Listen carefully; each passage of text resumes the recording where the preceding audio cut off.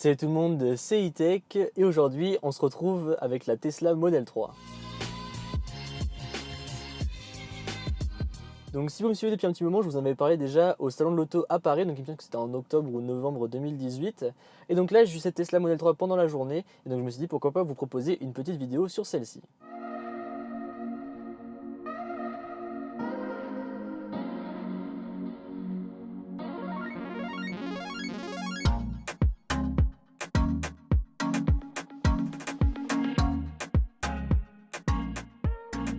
Donc on va commencer tout de suite sans plus tarder par le design extérieur. Donc en gros c'est une Model S en plus compacte avec quelques petits changements. Et premièrement c'est la taille, puisqu'en effet la Tesla Model S elle fait 4,98 m tandis que cette Tesla Model 3 fait 4,69 m. Ensuite on a quelques petits changements comme notamment la calandre avant qui est un petit peu différente, qui fait un peu plus compacte et qui fait un peu moins longue. On a les poignées qui ne sont du coup plus motorisées. En effet il faudra juste faire une petite pression sur la poignée pour pouvoir ensuite la prendre à pleine main pour pouvoir ouvrir la porte. Également sur cette Model 3 on a des jantes différentes, donc avec celle-ci on a de la chance, on a les jantes sport qui sont je trouve bien plus belles que les jantes aéro. Malheureusement si jamais vous voulez vous équiper de ces jantes sport, eh bien il faudra compter 1600 € en plus. On aura également à l'arrière les feux qui seront un petit peu différents comparé à la Model S, et par contre comme la Model S on a plein de caméras tout autour du véhicule qui vont servir notamment à l'autopilote. Après ce qu'il faut savoir c'est que si vous prenez la Tesla Model 3 de base, sans aucune option, sans rien du tout, eh bien vous aurez un autopilote assez basique. En effet il sera juste capable de tenir les trajectoires, de dire s'il y a d'autres utilisateurs sur la route comme par exemple des piétons ou d'autres voitures, mais il ne sera pas capable par exemple de prendre des sorties ou de faire des entrées sur autoroute notamment. Et donc si jamais justement vous voulez prendre cette option de autopilote entière, enfin du moins autopilote complète avec les sorties de parking, entrée d'autoroute, pour pouvoir garer sa voiture toute seule par exemple si jamais il n'y a pas trop de place sur les côtés, et bien en gros tout le monde peut sortir de la voiture et après avec votre smartphone vous pilotez votre Tesla depuis l'application pour qu'elle puisse se garer et sans avoir à rayer les voitures etc. aux alentours en ouvrant les portières. Donc si jamais vous voulez toutes ces options là, eh bien il faudra coûter 5300 € en plus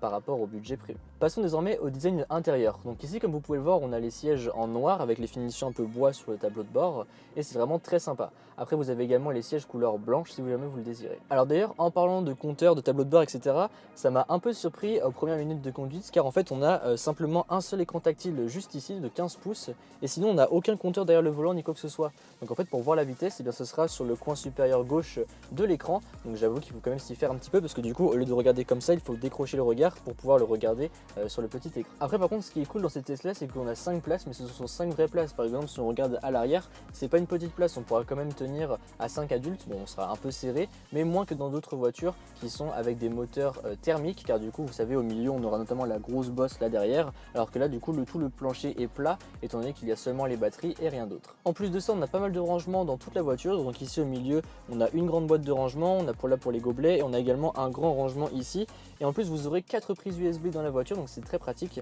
et vous aurez également un petit dock ici que vous pourrez régler pour iPhone ou pour smartphone avec USB-C, c'est comme vous le désirez. Donc toujours en ce qui concerne les rangements, vous aurez deux coffres avec une capacité totale de 530 litres, donc vous aurez en effet 425 litres à l'arrière et 105 litres à l'avant, donc du coup ce qui vous donnera quand même pas mal de place pour ranger vos affaires. Donc passons désormais aux performances et à la conduite. Donc ici on a la Model 3 de base, donc du coup on aura une autonomie donnée de 415 km. Donc en autonomie réelle, ça fait à peu près du 300-350 en fonction de vos utilisations et de la manière dont vous conduisez. Après, si jamais vous prenez la Tesla grande autonomie, vous aurez 560 km d'autonomie donnée. Donc après, encore une fois, ça va dépendre de vos utilisations.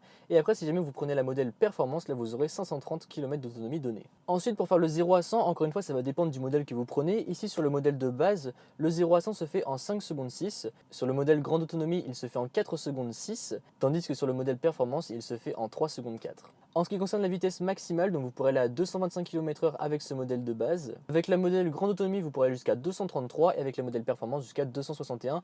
Mais bon après, à moins de vivre en Allemagne, je ne pense pas que vous allez aller à ces vitesses-là. D'ailleurs, en parlant de batterie, eh bien cette voiture pour la recharger, ça se fait sur le côté de la voiture, donc sur le côté gauche.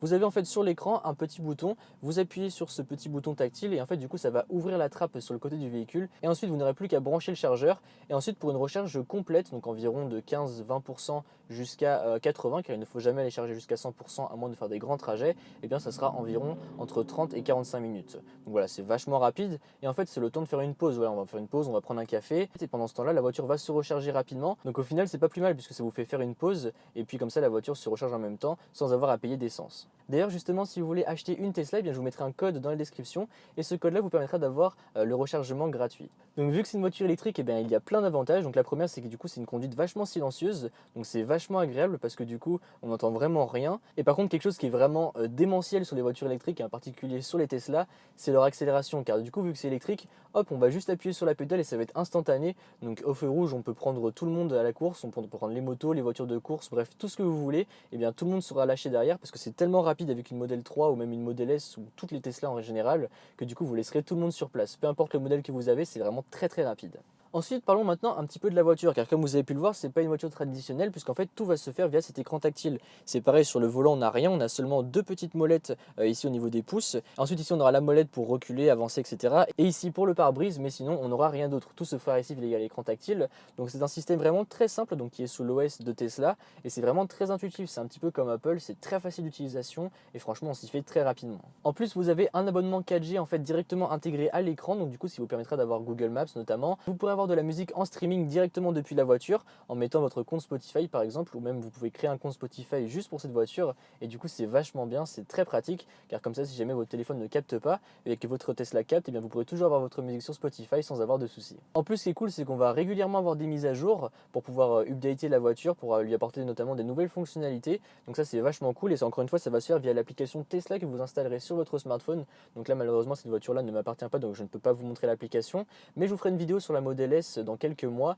et sur cette Model S je pourrais avoir l'application, donc je pourrais vous montrer comment ça fait. Mais voilà, en fait on a des mises à jour assez régulièrement qui peuvent apporter de nouvelles fonctionnalités, donc c'est super cool. Et après je pense que vous en avez sans doute entendu parler, mais Tesla peut proposer également des mises à jour, par exemple quand il y a des situations de catastrophes naturelles. C'était il me semble au Texas quand il y a eu les inondations et les tempêtes, et bien en fait Tesla a fait une mise à jour pour donner plus d'autonomie au véhicule, et donc je trouve ça vraiment super cool, car du coup à distance hop on fait sa mise à jour et notre véhicule peut avoir plus de fonctionnalités, plus d'autonomie, donc ça c'est vraiment super cool. La seule chose qui m'a un petit peu dérangé encore une fois, c'est le fait que la vitesse soit en haut à gauche de l'écran, parce que du coup quand on conduit, voilà, on est comme ça, on est le visage face à la route, et donc du coup on doit détourner un petit peu le regard. Donc bon, on prend le coche très rapidement si vous voulez, mais bon c'est quand même une petite habitude à prendre.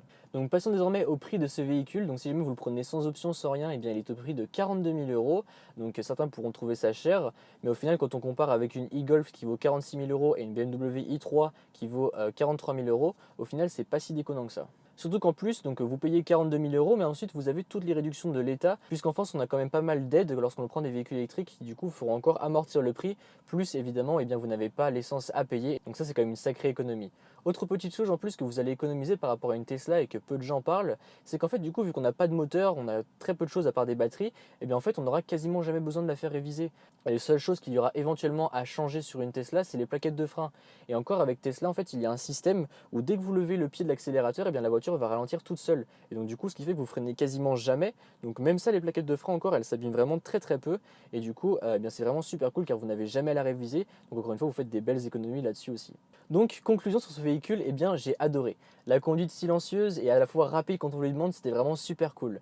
Également le fait de pouvoir tout contrôler via une interface tactile, qu'on puisse tout faire du bout du doigt, je trouve ça vraiment très très cool.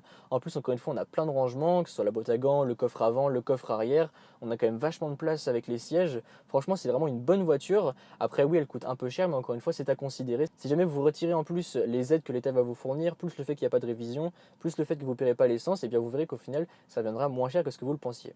Donc voilà, j'espère que cette vidéo vous a plu, car bon c'était un peu ma première vraie review de voiture, donc dites-moi ce que vous en pensez dans les commentaires. Sur ce, n'hésitez pas à mettre un pouce bleu, à me suivre sur les réseaux sociaux qui se trouveront dans la description, et à vous abonner. Allez, salut!